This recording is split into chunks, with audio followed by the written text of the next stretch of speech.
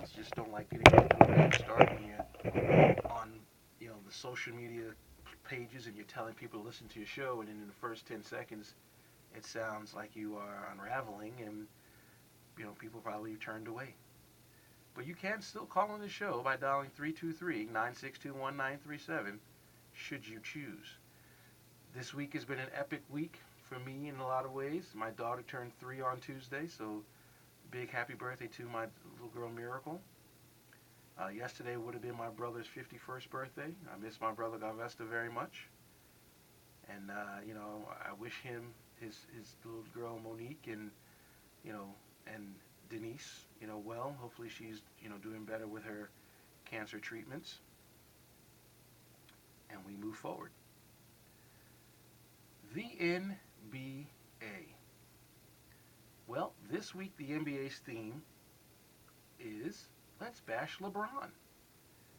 Every single solitary person in the world wants to bash LeBron James. And last night, for the first time in a long time, somebody spoke up for LeBron. I'm still shocked. Kobe Bryant is having an unbelievable week. He scored 48 points one night, 40 points the previous night. And in fact, I believe over his last 7 games, he's averaging 36 points a game. And the Lakers are playing good basketball. Miami this week, they played at Golden State and lost in overtime. They played the Clippers the other night in a game that was definitely a playoff type tilt.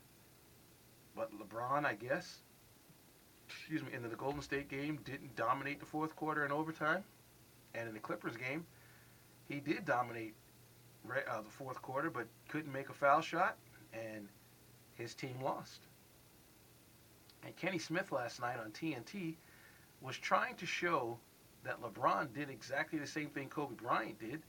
The only difference is Kobe Bryant made the majority of his shots and his team won, and LeBron James missed.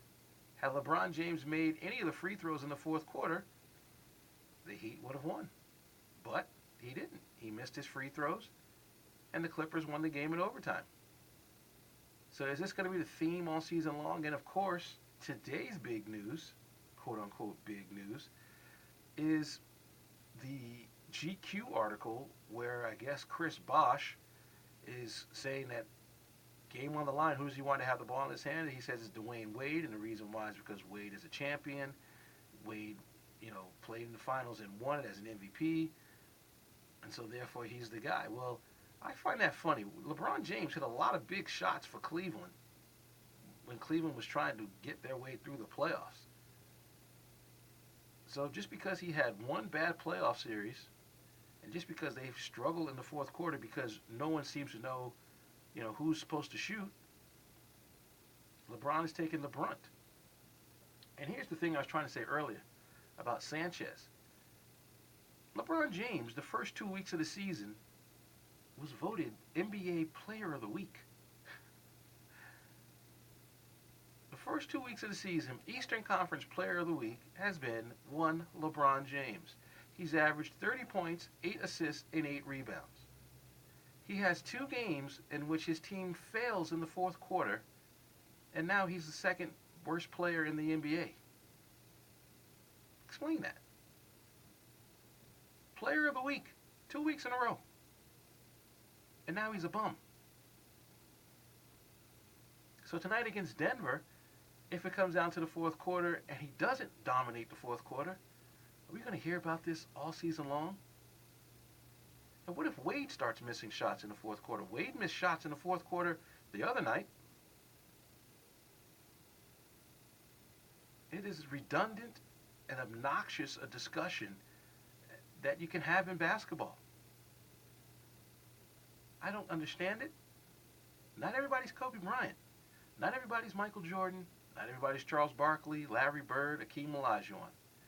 Yes, the world recognizes LeBron as the best player on the planet. But just because LeBron does not do what Kobe does, apparently he's a bum. And speaking of Kobe, I know the world is jumping all over the fact that he scored 40 points a game the last 2 games. But memory serves correct. Kobe's taken 62 shots to score 88 points. 62. Now, the Lakers standing around and watching him? Yeah. That's not good basketball. And that's why I don't get crazy about Kobe's big scoring nights. Against, no question, against both teams he needed it because the fact that no one else was doing anything, and it was a one-point game in the fourth quarter, both Utah and Phoenix. But 60 shots? 62 shots. Speaking more NBA, the Celtics. The Celtics, you can't really gauge them until Paul Pierce has got more conditioning and they're ready to go as a team. And so Dallas beating them the other night. Good win for Dallas. Dallas is starting to play well again. I believe they won like the last 4 games, so they're playing pretty well again. But come on, the Celtics, they look ancient. They look absolutely ancient. The Knicks, oh my goodness gracious. The Knicks win 4 games in a row. Everyone's starting to shut up about them for a minute. And then last night's game. Did you see last night's game? Imam Shumpert saw, I guess he must have read the box score of the Bulls game the previous night where he saw John Lucas III take 28 shots. And everyone was like, why in the world is John Lucas taking 28 shots? And they said, well, because Derrick Rose was hurt and he didn't play and so on and so forth. Okay. Why in the world is Imam Shumpert taking 20 shots last night? In fact, it got so bad last night that the players on the Knicks were like, they got the ball over half court and they didn't want to pass it to him because they knew he wasn't going to give it back. And he's the point guard. If you're the point guard, distribute the ball. But not Shumpert. Shumpert, the previous night was on NBA TV. And Dennis Scott, I believe, asked him a question about, passing the ball and distributing the ball to all these scorers, how he was going to make Stoudemire happy, how he was going to make Carmelo happy. And Shumpert was like, hey, Carmelo wants the ball, I'll give him the ball. I don't question it. Anything Carmelo wants, same thing with Amari, I don't question it. And they asked him, when are you going to start looking for your shot? And he kind of said, my time will come, blah, blah, blah. Well, it only took one day because the next day he jacked up 20 shots.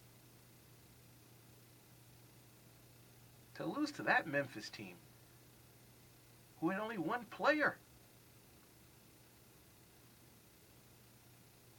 Knicks aren't ready, folks. They're not ready, folks. They're good. They're not ready. They need a point guard. Baron Davis, we'll see what happens when he joins this team. But they're not ready. Not ready at all. Right now, the story in the NBA has to be the play of the rookies. The rookies are playing great all over the place. Ricky Rubio is a highlight show, is a highlight reel, is a highlight machine with his passing. Kyrie Irving last night torched Steve Nash, Pretty impressive. The Clippers are playing okay. Nobody's jumping off anything saying that they're proclaiming themselves to be great. But the Clippers have got something good going on here. If Chris Paul wants to be an offensive player, they'll be tough to beat. If he just wants to be a distributor, they'll have an interesting season. But they can't fall in love with isolations. They got to figure out a way to keep the ball moving and to run. The Pacers are playing good basketball. They have a lot of scoring weapons. Defensively, they're better too. The 76ers are playing pretty good basketball. They have a very intriguing team because of the fact that they're a smaller team. They run. Williams is fast. He can score. The kid out here from UCLA that's on that team, they got a Holiday. They got some players that go with Iguodala and Young. They got some players. Elton Brand is turning back the clock. But again, the biggest issue in the NBA is going to be injuries. If you stay healthy, you might have a good season. If you don't stay healthy, you're going to struggle. And unfortunately for, You know, some of these teams right now who don't have players, they're struggling. I'm pretty surprised that some of the starts that some of these teams have had this season, the Spurs one night look like they can be a championship team, the next night they can't beat anybody. Yes, they lost Ginobili to an injury. Al Horford being out for Atlanta. A lot of people thought last night Atlanta would hang its head. And instead, Atlanta came out and played good basketball. So it'll be a very, very weird season this year. It's the kind of season where you're going to have a weird championship game. But we shall see. Right now, Oklahoma City's playing the best, along with Chicago. So it should be a fun basketball season, if you like craziness. And we'll be back on 89.7 KLAS FM to talk about some other sports. Finish up our show after this. Welcome to your new job, young man.